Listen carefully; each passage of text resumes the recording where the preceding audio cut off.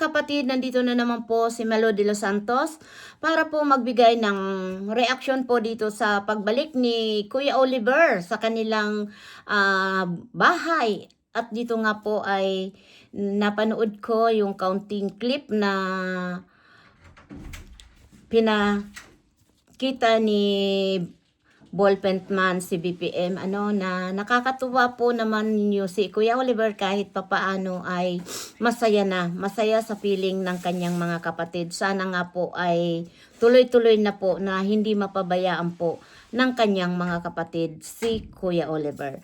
Ito po ay pakikita ko muna sa inyo yung nasa GC, ayan o. Team Daddy Frankie Reactors. Hello. Hello po, Mama. Hello. Kay Ma'am Malo, kay Ma'am Bupil. Ayan. Ayan, kumakain po si Oliver ng mangga.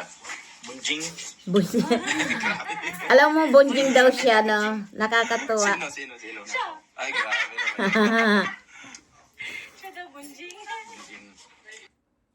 Alam niyo po mga kapatid, sana po ay tuloy-tuloy na kahit papaano ay medyo gumagaan po ang kalooban ko dahil nakita natin ang isang beneficiary ni Daddy Frankie na 20 years na nakakulong ngayon ay magaling na siya at sana tuloy-tuloy na nga po ang paggaling niya at hindi na bumalik sa dati At natutuwa nga ako dito kay BPM at saka kay Gilay na ayan, shout out Gilay at BPM, Ballpen man, ayan, suportahan po natin.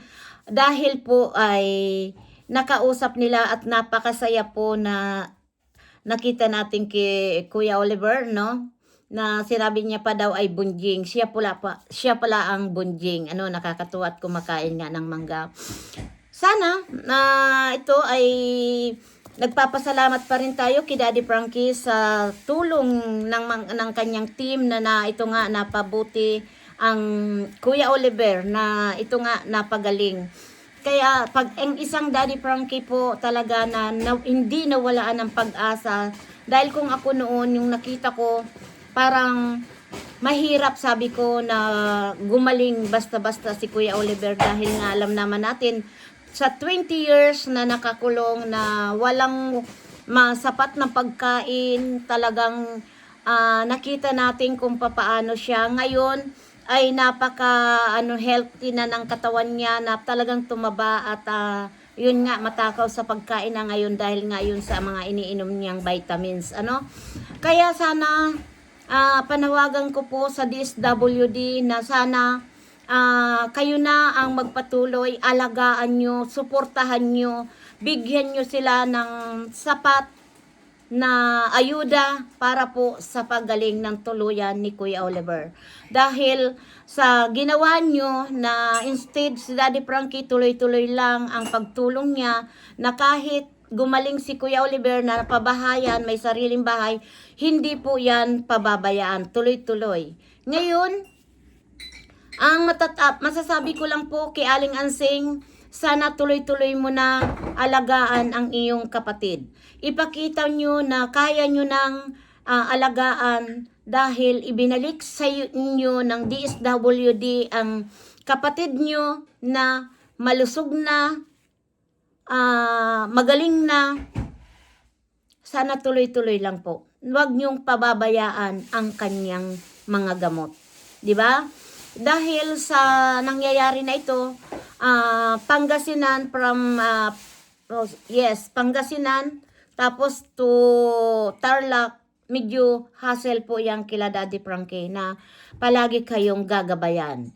At maraming tinutulungan si Daddy Frankie sa iba't ibang lugar na dyan sa Pangasinan na talagang naghahanap ng tutulungan.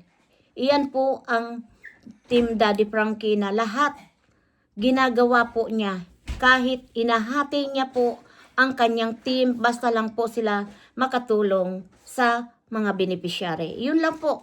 At wag natin sasabihin na bakit puro si Daddy Frankie. Alam niyo po mga kapatid, bakit natin nasasabing puro si Daddy Frankie?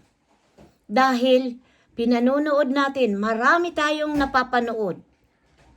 Walang issue, hindi nakaka-stress, napapanood natin ang lahat ng mga beneficiary na ginagastusan talaga ng isang Daddy Frankie. Kahit nga ang gobyerno, sangay ng gobyerno, hindi mabigay ang kagaya ng nagagawa ni Daddy Frankie. Sa mga beneficiary niya, like Ate Charmin, Tatay Rodolfo, Tatay Calips, magkano ang mga nabitawa na pera ni Daddy Frankie? At yun ay hindi ni Daddy Frankie hinihingi ng kapalit.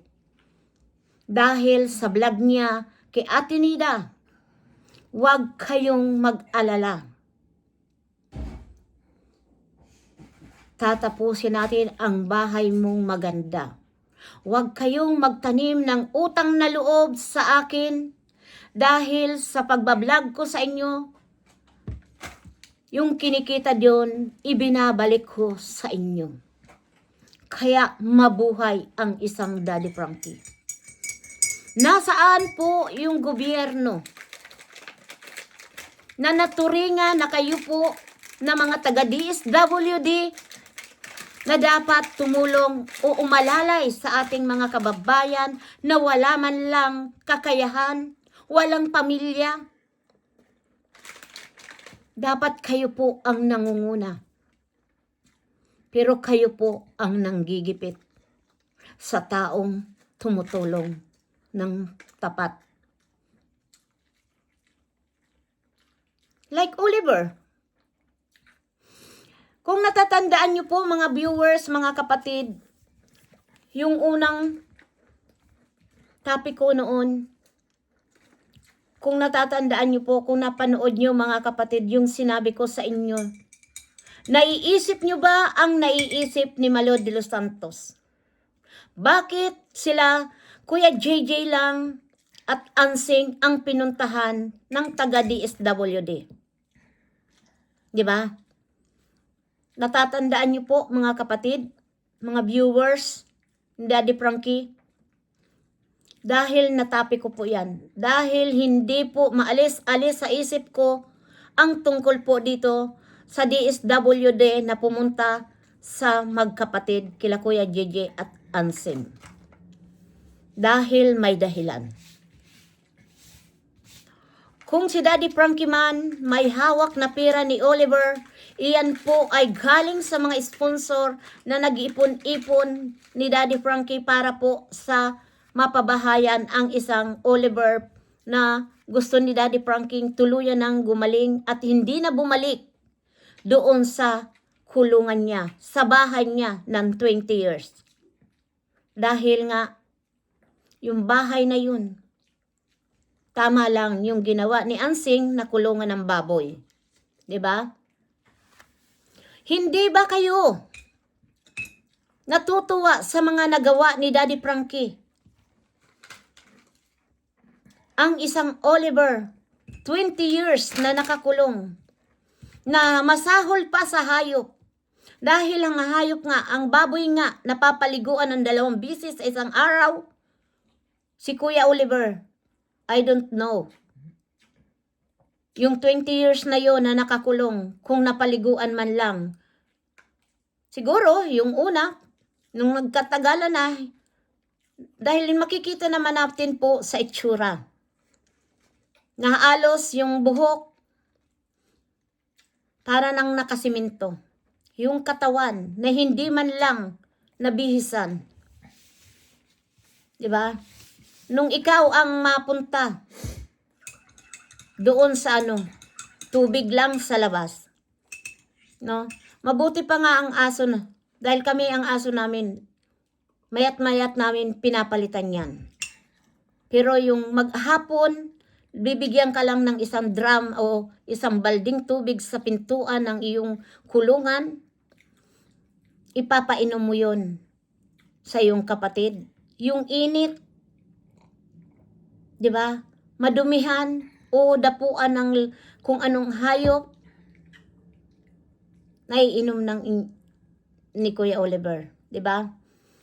Doon dapat ninyo inisip, pinanood yung upload ni Daddy Frankie kung paano natuklasan o rinikomenda ni Ballpoint Man si Oliver. Sana naisip no, yung puso nyo na nandyan sa mga taga DSWD na kumuha sa mga beneficiary ni Daddy Frankie. Anong kasalanan ni Daddy Frankie? Bakit ginanon nyo? Bakit ginipit nyo? Bakit si Oliver lang na ganun na? Magaling na. Napagaling, nakalakad. Kung natatandaan nyo, sana po, sumagi man lang sa isip nyo. Ngayon, panoorin nyo po si Oliver nang ibinalik nyo na sa pamilya nila kung ano ang kalagayan ni Oliver ngayon. Dahil ito, kaunting clip na nakuha ni BPM, ni Ballpoint Man at ng kanyang asawa na si Jilay, panoorin nyo po. Sa GC, Team Daddy Frankie Reactors. Hello po, Kama. Hello. Kay Ma'am Malo, kay Ma'am Bupil. Ayan. Ayan, kumakain po si Oliver ng mangga. Bunjing. Grabe. Bunjing na siya. Bunjing. Sino? Siya. Ay, grabe naman yun. Siya daw, bunjing. Ayan po, pinakita ko lang sa inyo kung ano ngayon si Kuya Oliver. Dahil yan sa pangangalaga ni Daddy Frankie. Kaya maraming salamat, Daddy Frankie. Kahit anong sabihin at kahit anong gawin nila, sama-sama tayo, kapit bisig, mabuhay pa rin si Daddy Frankie. At sana makipagtulungan po kayo para po mapaunlad natin ang ating bansang Pilipino. No? Na tayo na lang yata po yung may ugali na yung ugali ba na ayaw tayong masapawan. Sana wag nating gawin yun. Na sana po maging masaya tayo kung may mga taong nakakatulong at totoo naman yung pagtulong nila sa ating mga kababayan. Sana po maisip ninyo tong mga taga DSWD. Lalong-lalo na po